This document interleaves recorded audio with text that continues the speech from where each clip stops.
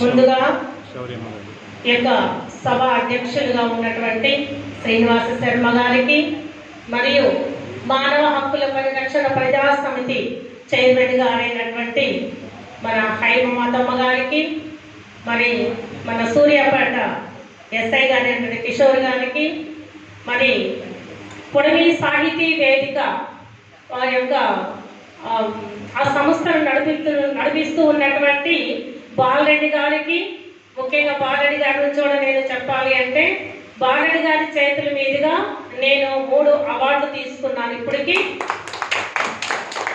ఒకటి తెలుగు తేజం విశిష్ట సేవ అవార్డు తీసుకున్నాను, అది కూడా శ్రీనివాస శర్మ గారి చేతుల మీదుగా.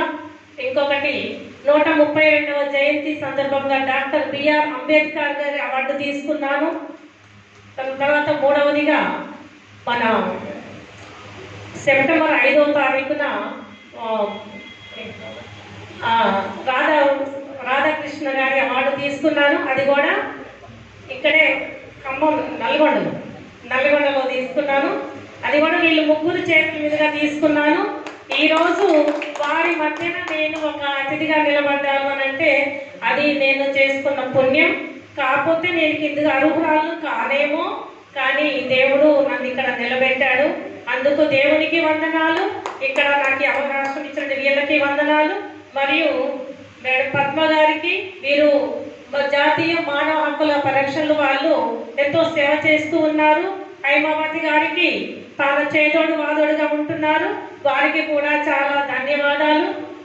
మరియు అంజమ్మ గారు, వీరు కూడా ఇప్పుడు వరకు చెప్పి ఉన్నారు, వారు ఇంకా ఇంకా ఎదగాలి అని, ఇంకా అవమానించిన వారి ముందర వారు అధికముగా ఎదిగి నేను దేవునికి ప్లస్ మానవులకి సేవ చేస్తున్నానని వారు చాలా దృఢ విశ్వాసంతో ఉన్నారు.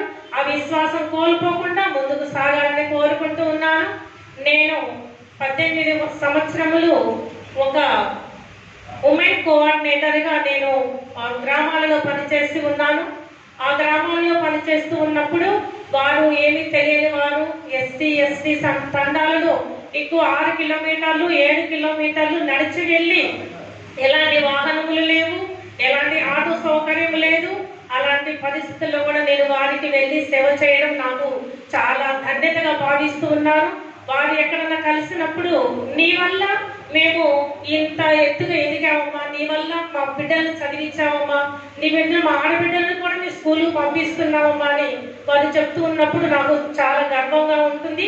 వారు బాగా ఎదిగి ఉన్నందుకు నాకు కూడా చాలా, ఎందుకంటే ఈ లోకంలో ఉన్న ప్రతి ఒక్కరు కూడా దేవుడు కోరుకునేది ఏంటంటే దేవుని సేవ, మానవుల సేవ, మానవ సేవయే మానవ సేవ. ఆ విధంగా దేవుడు నిన్ను ప్రేమించినట్లే నీ పొరుగు వారిని ప్రేమించమన్నాడు దేవుడు. అందుకని మానవులు ఏ అవసరంలో ఉన్నా, ఏ ఆపదలో ఉన్నా, ఎలాంటి కష్టంలో ఉన్నా వారందరినీ ఆదుకోవడమే మన మానవ హక్కు. ఆ మానవ హక్కును గురించి మన హైమావతమ్మ గారు ఎంతో ముందుగా ఆలోచన చేసి తన వంతుగా ఈ యొక్క సంస్థను నడిపిస్తూ ఉన్నారు అంటే తను ఎన్నో కష్టాలు, నష్టాలు, బాధలు ఎన్నో అనుభవించారు, ఎన్నో ఎదుర్కొన్నారు. కానీ వాటన్నిటి నుండి నిప్పు కొలిమిలో నుంచి కనుక బంగారం ఏ విధంగా అయితే ఒక ఆభరణముగా బయటికి వస్తుందో అలాంటి కష్టముల నుండి హైమావతమ్మ గారు బయటికి వచ్చారు. ఈ రోజు ఈ సంస్థ నడిపించారు అంటే ఆమె శ్రమ వెనుక చాలా చాలా శ్రమ ఉన్నది. ఆమెకి మనం అందరం కూడా శిరస్సు వచ్చి ధన్యవాదములు తెలియజేసుకోవాలి. ఇంకోటి, ఆమె చిన్నతనములో నుంచి తను బాల్య వివాహం చేసుకొని తను ఎన్నో శ్రమలకు వచ్చి తను ఒక కుట్టు మిషను పెట్టుకొని తనే కాకుండా ఇంకా ఎంతో మందికి నేర్పించి ఆమె ఎంతో మందికి కూడా కుట్టు మిషన్లు ఇచ్చి ఒక సంస్థను నడిపి ఎందరికో ఆదర్శవంతముగా ఉన్నది. అందుకు కూడా నేను ఆమె నిమిత్తం గర్వపడుతూ ఉన్నాను. ఎందుకంటే ఆమె నన్ను ఏమంటే మమ్మీ అని పిలుస్తుంది. ఇంతకు నా పేరు తెలియదు, నన్ను మమ్మీ అని పిలుస్తుంటే నాకు ఎట్లా అనిపిస్తుంది, నా కడుపు నుంచి ఒక బిడ్డ బయటకు వచ్చి నన్ను హత్తుకున్నంత నేను ప్రేమను పొందుతాను ఆమె వల్ల. అందుకే నేను చాలా చాలా ఆమెకి కూడా వందనాలు తెలియజేస్తూ ఉన్నాను. నేను సమయం ఎక్కువ తీసుకుంటున్నాను నాకు తెలియదు. ఇంకా హైమావతమ్మ గారికి చాలా చాలా చెప్పాలని ఉంది.